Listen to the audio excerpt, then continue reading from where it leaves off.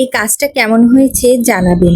বাড়ির পাশে এই কৃষ্ণচূড়া ফুলের গাছটা দেখে কি যে ভালো লাগতেছিল কি বলবো। গাছে শুধু লাল ফুল আর ফুল, গাছের ডালটা দেখে মনে হলো এখানে যদি দোলনা বেঁধে আমরা দুই বোন দোল খেতে পারতাম, কিন্তু সেই শৈশব তো আর নেই। তাই বাস্তবে না পারলেও কল্পনাতে থাক এই থিমে একটা ছবি সেলাই করলে কেমন হয়। যে ভাবা সেই কাজ।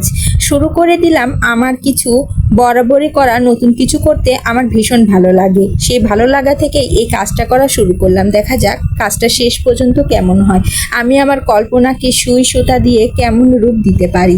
তো আমি দেওয়া শুরু করে দিলাম। আমাদের দুই বোনের সুন্দর করে একটা ছবি আমি আঁকবো। এখানে দুইজনকে আমি সুন্দর করে গাউন পরাবো, মাথায় চুল দিব, আর সেই গাছে দোলনাটা দোলন যাতে খাওয়া যায় সেরকমই আমি একটা থিমের উপর এটা করতে চাচ্ছি। দেখা যাক এটা কেমন হয়।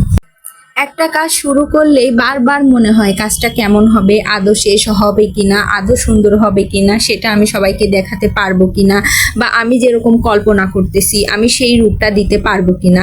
তারপরে ফাইনালি আমার চিন্তা ভাবনার অবসান ঘটলো এবং আমি সুন্দর করে আমাদের দুই বোনকে এঁকে ফেললাম এবং সুন্দর করে গাছে এই দোলনাটা বানায় ফেললাম। দেখেন তো কেমন হয়েছে।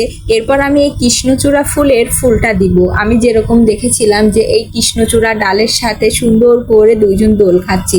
দেখেন তো এটা কেমন হলো। এই কৃষ্ণচূড়া গাছের সাথে দুইজনের সেই দোল খাওয়া ছবিটা যেহেতু বাস্তবে তুলতে পারবো না, সেহেতু কল্পনা করে আমি এইটা সুন্দর করে নিজের মনের মাধুরী মিশিয়ে আঁকলাম। কাজটা কেমন হলো অবশ্যই আপনারা কমেন্ট করে জানাবেন। আসসালামু আলাইকুম।